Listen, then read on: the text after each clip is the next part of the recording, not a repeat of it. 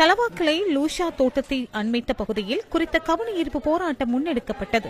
தலவாக்கலையிலிருந்து கல்கந்த ஊடாக ரதல்லவுக்கு செல்லும் பிரதான வீதியின் சுமார் 2 கிலோமீட்டர் தூரம் வரையிலான பகுதியில் தேசிய நீர்வளங்கள் வடிகாலமைப்பு சபையினால் வீதிகள் தோண்டப்பட்டு வடிகான்களில் சீர்திருத்த பணிகள் முன்னெடுக்கப்பட்டன. இதற்காக தோண்டப்பட்ட குழிகள் முழுமையாக மூடப்பட்டு வீதி சீரமைக்கப்பட வேண்டும் என வலியுறுத்தி கவனஈர்ப்பு போராட்டம் இடம்பெற்றது. இப்போ ஒரு 5-6 வருடங்களுக்கு முன்பு செய்யப்பட்ட இந்த பாதை காப்பட் பாதை 26 கோடி ரூபாய் செலவு அளித்து செய்யப்பட்டது. கவர்மெண்டால செய்யப்பட்ட பாதை. இந்த பாதையில நடு பகுதியில தான் இந்த வாட்டர் போர்ட் செய்திருக்காங்க. இந்த தண்ணி போய்கிட்டு இருக்கு.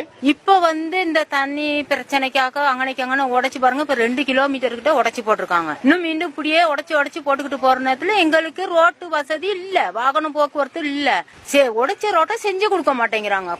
கடந்த 2 வருடங்களுக்கு முன்பதாக உடைத்த பாதையை கூட இன்னும் எங்களுக்கு சீர்திருத்தி கொடுக்கவில்லை. அந்த இடத்துல பெரிய குழியா இருக்கு. சில வேளை ரோடு நிறைய மழை வந்துச்சுன்னா அந்த பஸ் கூட இறங்கலாம். கான்ட்ராக்ட் அது இதையும் போட்டு கொட்டிட்டு போயிட்டா சரிப்படுத்த முடியாது.